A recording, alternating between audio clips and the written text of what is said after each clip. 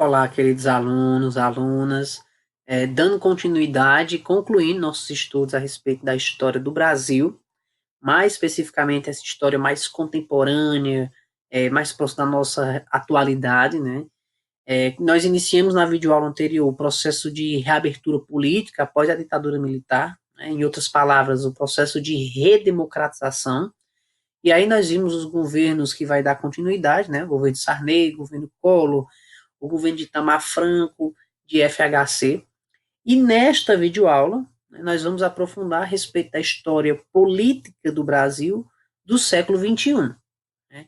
E que logo tem muitas consequências da videoaula anterior. Então, a respeito da história política brasileira no século XXI, nesse período da contemporaneidade até os dias atuais, nós vamos voltar um pouquinho lá para o ano de 2001, né? O ano de 2001 que houve eleições presidenciais em nosso país, e que no segundo turno nós tínhamos, de um lado, uma chapa do Partido dos Trabalhadores, o Luiz Inácio Lula da Silva, líder do Sindicato dos Trabalhadores do ABC Paulista, isso a gente já apontou em um outro momento, e no outra chapa nós tínhamos o José Serra, né, que logo era aliado do PSDB. Então, Lula, depois de três tentativas, depois de perder para Fernando Collor de Mello, depois de perder duas eleições para FHC, Fernando Henrique Cardoso, ele consegue ser eleito presidente do Brasil, né, na sua terceira tentativa, após três tentativas, aliás, ele consegue ser eleito. Ele se transforma no primeiro político de origem popular a assumir o cargo de presidente da República. E aí, o seu governo vai de 2002 até 2010, né? Com muitos críticos, muitos defensores, mas um ponto importante que a gente tem que ressaltar é algumas características do seu governo que, querendo ou não, tem as suas relevâncias para os dias atuais, seja para os críticos, seja para aqueles defensores, mas que no cunho social teve a sua relevância. Então, isso cabe a gente também ter uma pequena compreensão a respeito disso. E das mudanças que ocorreram nessa década, né, no início do século XXI.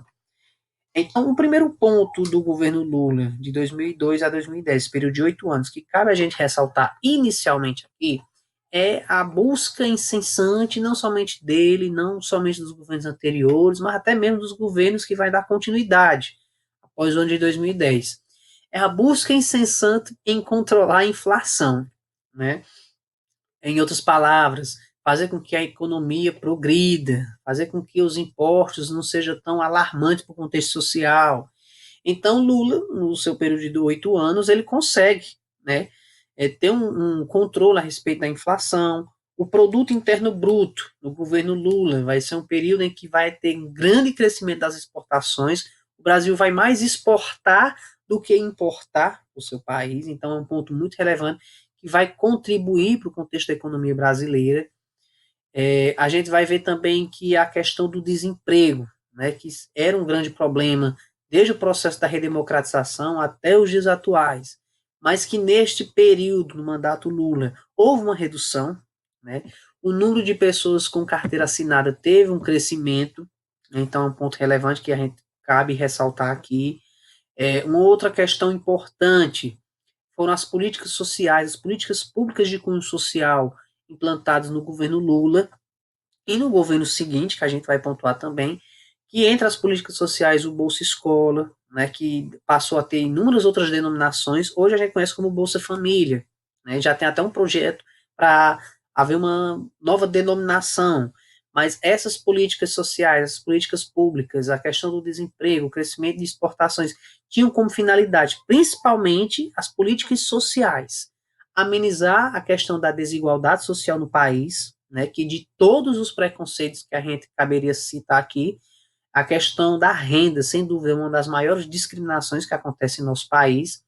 Então, no governo Lula, houve essa preocupação em amenizar a questão da desigualdade e, querendo ou não, houve um pouco esse desequilíbrio, né, apesar que até mesmo no governo Lula, nos governos seguintes e nos dias atuais, existe um grande número de pessoas é, que passam fome, que vivem nas periferias, que não têm onde morar, não têm o que se alimentar. Então, a renda, né, as pessoas de baixa renda ainda é um número alarmante, em outras palavras, mas que no governo Lula houve uma pequena modificação, né, para a gente não generalizar tanto, a respeito das questões sociais. Então, os projetos como o Bolsa Família, querendo ou não, trouxe sim uma grande contribuição para as famílias de baixa renda, né? Então, além dessas e várias outras ações que caberia a gente citar aqui, uma que, sem dúvida, manchou a imagem do governo petista, do governo Lula, isso no primeiro mandato, mas que vai ter consequências no mandato seguinte e até mesmo no sucessor, na sucessora de Lula, foi a questão do mensalão, que, em outras palavras, eram apoios, né, aos parlamentares, a deputados, senadores, em troca dos apoios e a votações dos projetos do governo, né, entre esses projetos que eu já citei aqui. E aí o mensalão ficou muito visado na mídia, a imagem do Partido dos Trabalhadores ficou muito queimada, né, ficou muito exposta, em outras palavras, no contexto social brasileiro e nas mídias. Então foi um ponto muito negativo a respeito do governo petista e da figura de Lula, e que cabe a gente ressaltar também nesse momento, além da questão da economia, que teve o seu crescimento, a questão do desemprego, que houve a sua redução, as políticas sociais como o Bolsa Família que nós conhecemos hoje, que trouxe, foi benéfica para a família brasileira, né? Apesar de ter as suas análises críticas, que cabe a gente ressaltar aqui também, né? Mas que caberia em outro momento. Mas que a educação do governo Lula teve também o seu grande progresso, o seu grande crescimento, né? O número de instituições, seja na educação básica, seja na educação superior, né? Foi um número alarmante, né? Para a gente ter ideia, foi no governo Lula que teve a construção dos maiores números de universidades federais, estaduais. Então, isso, em outras palavras, independentemente da etnia e independentemente da renda social, isso possibilitou que houvesse um maior número de pessoas com curso superior, com curso técnico, com curso profissionalizante. Então, esse cultivo, essa pequena valorização à educação, né, isso beneficiou inúmeras outras famílias. A política de cotas. Quando eu falo cotas, a gente lembra inicialmente a questão da etnia, da cor da pele. Né? Então, sem dúvida, favoreceu para que houvesse ainda mais a mescliçagem, né, essa miscigenação dentro das universidades, dentro de concursos públicos. Então, as cotas para índios, negros, para a questão da renda, favoreceu ainda mais para haver essa miscigenação dentro das instituições superiores, de concursos públicos. Então, querendo ou não, isso tem o seu ponto positivo, né, para todo o contexto da história do nosso país, que cabe demais uma outra análise, uma outra discussão, e que aí tem aqueles que defendem, tem aqueles que criticam, né, a política de cotas, mas que foram implantadas no governo Lula e foram cultivantes no governo seguinte, e que tem a sua contribuição, tem os seus pontos positivos, mas também tem aqueles que questionam, tem aqueles que não são tão a favor. Então foram algumas ações e postulados no governo Lula, e aí, no ano de 2010, para o ano de 2011, em nosso país houve o quê? Eleições para presidente, né? E nós tivemos a surpresa, né, no contexto de quê? A questão do gênero, que nós tivemos a primeira mulher, né, no caso sendo presidenta do país, né, a Dilma Rousseff, que dentro da ligação com o PT, ela é escolhida para substituir o Lula depois desses dois mandatos, né? Lembrando que no ano de 2006, para as eleições de 2006, Lula vence, 2005 para 2006, vence Geraldo Alckmin, do PSDB, e aí Dilma, de 2010 para 2011, ela vence também do PSDB o José Serra, né? E aí ela se torna a primeira presidenta, né, feminina, mais especificamente do nosso país. No seu primeiro discurso, ela diz assim, ela diz o seguinte contexto: vou fazer um governo comprometido com a irradiação da miséria e dar oportunidades para todos os brasileiros e brasileiras. Mas, humildemente, faço chamado à nação, aos empresários, aos trabalhadores, à imprensa, pessoas de bem do país, para que, para que me ajudem. Né? Então, aqui foi o primeiro discurso da presidenta Dilma, né, que nós vamos contextualizar alguns pontos, né, do seu governo aqui, que cabe a gente ressaltar sim.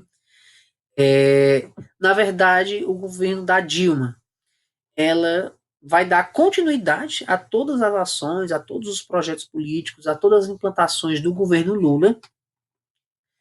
O seu governo, em outras palavras, como eu já contextualizei, tem essa sequência em alguns avanços do projeto do governo Lula, como o Bolsa Família, a construção de usinas hidrelétricas, o cultivo às universidades, o contexto educacional, a implantação do pré-sal.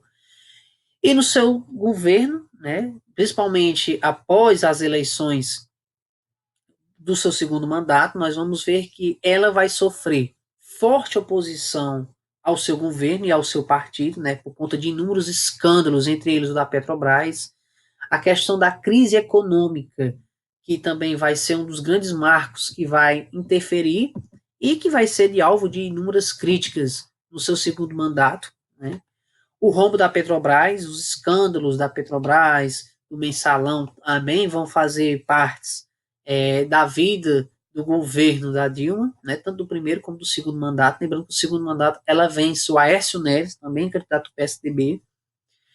E no seu segundo mandato, como eu já estou expondo algumas características aqui, o pouco apoio político, né, vai fazer com que ela sofra o pedido, né, o processo de impeachment, né, que aqui a gente vai contextualizar um pouco mais. Então vejam, na sua posse, ela pede o quê? O apoio à nação. Ela chama empresários, chama trabalhadores, né, pessoas de bem, no contexto geral, a população brasileira, para que ajudem ela a governar. E aí, dentro de inúmeras características que já pesava em torno do partido, né, como o mensalão, entre vários outros. E aí, no seu primeiro mandato, já que ela vai dar muita continuidade aos avanços dos projetos do governo Lula, que, num contexto geral, né, seria mais ou menos isso, ela não vai expor tantas outras características que a gente poderia citar aqui, mas que, sem dúvida, o segundo mandato é onde ela vai ter muito mais dificuldades, né, não somente ela como partido, justamente por conta de quê? Da oposição que o governo e o partido vai sofrer, por conta da crise econômica, né, por conta do escândalo da Petrobras, e a falta de apoio político, sem dúvida, vai ser um ponto fulminante que vai marcar o seu processo de impeachment. Né? Quando eu falo em impeachment, ao nós estudarmos o governo Collor, nós vimos que o primeiro pedido de impeachment aconteceu com Fernando Collor de Mello, por conta principalmente dos bens que ele vinha acumulando, a questão do nepotismo, entre várias outras características. E o impeachment foi concretizado. Né? Mas só que antes de concluir o processo de impeachment, ele renunciou. Né? Então, ele não foi o primeiro presidente a sofrer o impeachment. Houve um processo de impeachment contra ele, mas ele não sofreu o impeachment, ele renunciou o cargo antes de sofrer o impeachment. Já no caso da Dilma, não. Nós vamos ver que uma das causas que vai ser colocadas contra ela, contra o seu governo e ao partido, né, que vai proporcionar o pedido de impeachment vai ser a improbidade administrativa, né, a falta de administração pública especificamente. Né. Em outras palavras, como se ela não tivesse o domínio da administração pública no nosso país, por conta de todos os processos que o país vinha sofrendo, né, como, por exemplo, a crise econômica, os escândalos, a Lava Jato, a questão do mensalão, o rombo da Petrobras, além da questão do apoio político, que no seu segundo mandato não tinha, a improbidade administrativa era um dos casos, foi um dos fatores que levaram o seu pedido de impeachment. No caso, a Dilma, ela não chegou a renunciar ao cargo, ela foi até o final do processo de impeachment, e aí sim, ela foi afastada a partir desse processo, e aí ela foi a primeira, e até hoje, né, a última presidente a sofrer o processo de impeachment. Mas o primeiro presidente que houve um processo contra ele foi o Collor, mas ele não sofreu o impeachment. Né? Um ponto importante a gente ressaltar aqui, porque muitos pensam que o primeiro impeachment que ocorreu, né, e que foi de fato sofrido por alguém, foi com Collor. Ele teve o processo de impeachment, mas ele renunciou. A Dilma não. Ela teve o processo e manteve-se até o fim, até ser afastada, já que há a denominação disso, do impeachment.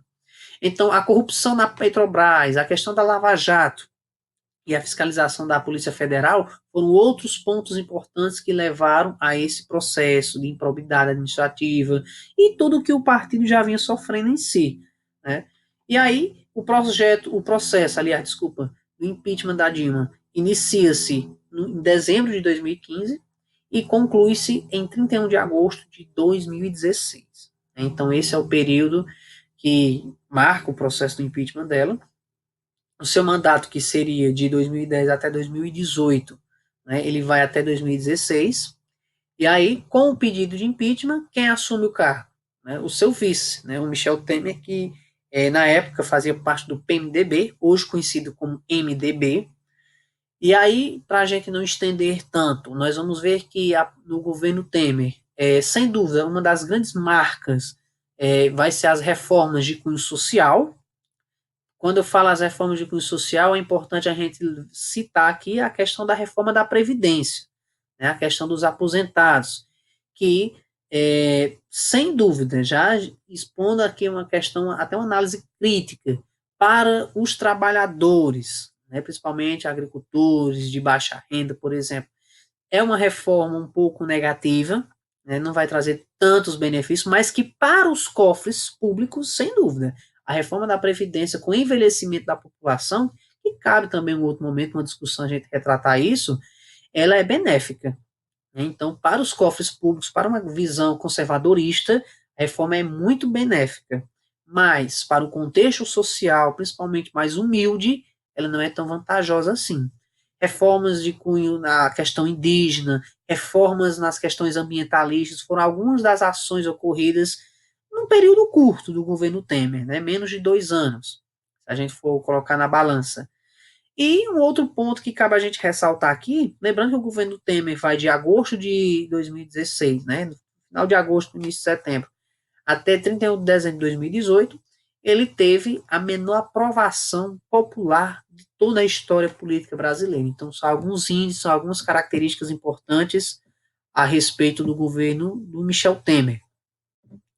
E aí nós temos a figura do presidente atual do nosso país, né? Bolsonaro, que foi eleito no ano de 2018, vencendo o candidato do PT, Fernando Haddad. E aí nós vamos ver que algumas características do governo, alguns pontos que vêm sendo colocados atualmente a respeito de sua figura, suas implantações ideológicas, é que ele busca governar de um modelo conservadorista, né, buscando o fortalecimento das questões tradicionais, cultivar constantemente a questão econômica. Né, então, vejam, desde lá de JK, de Getúlio Vargas, o período da redemocratização, o governo Lula, por exemplo, ambos têm uma finalidade, né, que é ter um equilíbrio no contexto econômico. Nós vimos que no governo Dilma, no governo Temer, por exemplo, e no Temer que iniciou esse processo de reformas sociais, essas reformas eram justamente para quê? Para amenizar os problemas que até hoje nós estamos tendo na economia. Né? Os altos índices da inflação, os altos impostos que a população paga, né? O produto interno bruto que neste ano a gente teve um pequeno crescimento, mas que aí, de acordo com todas as circunstâncias que nós estamos vivenciando agora por conta dessa pandemia, né? Com certeza o produto interno bruto vai ter o seu declínio, vai decair um pouco. Né? Então, o primeiro ponto para a gente discutir a respeito do governo atual, do governo Bolsonaro, é que ele governa de forma conservadorista, né? A redução dos cofres públicos, por exemplo, é um dos pontos que ele cultiva muito, justamente para tentar controlar essas questões da economia, reformular o contexto econômico, em outras palavras, que entre os seus ministros, o Paulo Guedes, é esse que tem uma das grandes missões no seu governo, nas suas pastas, a gente pode classificar assim. Outro ponto importante, né? Não que nos governos anteriores não tiveram, né? Que tiveram, mas a gente nem citou aqui tanto, mas que no governo atual houve uma aproximação muito grande com o governo norte-americano, né? Com o Donald Trump. Além disso, com alinhamento externo, nós vamos ver que o governo Bolsonaro ele busca mais essa aproximação com o governo norte-americano, mas tem também no contexto geopolítico suas ligações com a Índia, com a Rússia, com a China, entre outros países, é isso. E que o governo Bolsonaro, além dessas ações e alguns pontos positivos, que a gente vem citando principalmente na questão da reformulação da economia, que é importante para o país, nós vamos citar que o governo, né, por enquanto, pouco, governo curto, né, que é de 2018 até 2020, sendo que o seu mandato é até 2022, são as críticas nas questões ambientais, na questão educacional. Nós vimos que o ano passado, por exemplo, foi um ano em que a questão ecológica sofreu muito, né? Não por conta de ações governamentais, mas sim que muitas vezes até a falta de um apoio, uma rigidez, de uma norma a isso faltou, né? Como a gente viu, por exemplo, os problemas na lama na região sudeste, mais especificamente em Minas Gerais, em Brumadinho. Além disso, nós vimos, por exemplo, os problemas ambientais com o óleo no litoral nordestino, as queimadas na Amazônia, que teve uma repercussão para o Brasil muito negativa, né? E aí o governo foi alvo de críticas, né, que cabe também ressaltar e até fazer uma análise no contexto educacional. Nós vemos que esse modelo conservadorista, muitas vezes, vai priorizar principalmente as instituições privadas, não somente na educação, mas em vários outros setores, né? E esse momento que nós estamos vivendo agora, que é a pandemia, que para muitos essa privatização, né, não somente na educação, como eu acabei de citar, mas até mesmo na saúde pública, isso traz uma dificuldade ainda maior para a questão social, né?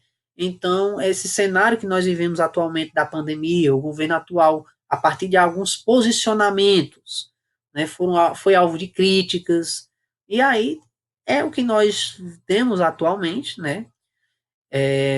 E nós concluímos aqui. Claro que eu poderia expor muito mais, né? Mas para não ficar tão extenso, a gente conclui aqui a respeito da história atual do nosso país, né? Do século XXI. Espero que tenha compreendido alguma coisa, que tenha ficado algo. E eu deixo esse momento final, essa imagem, né? Essa mensagem. Aquele que não luta para ter o futuro que quer, deve aceitar o futuro que vier, né? Então, que nós possamos diante das inúmeras dificuldades, seja no cenário econômico, social, educacional, político, global, seja na questão da saúde pública, como nós estamos vivenciando atualmente, né, com essa pandemia, que nós possamos sempre, né, a partir da nossa luta, seja a luta do conhecimento, seja a luta de vida, buscarmos um futuro melhor, né, que nós não possamos deixar o nosso futuro alheio de outras pessoas, e que nós possamos, de fato, a partir dos nossos cultivos, ter um futuro constantemente melhor, ok? Então é isso, nós concluímos aqui e até a próxima.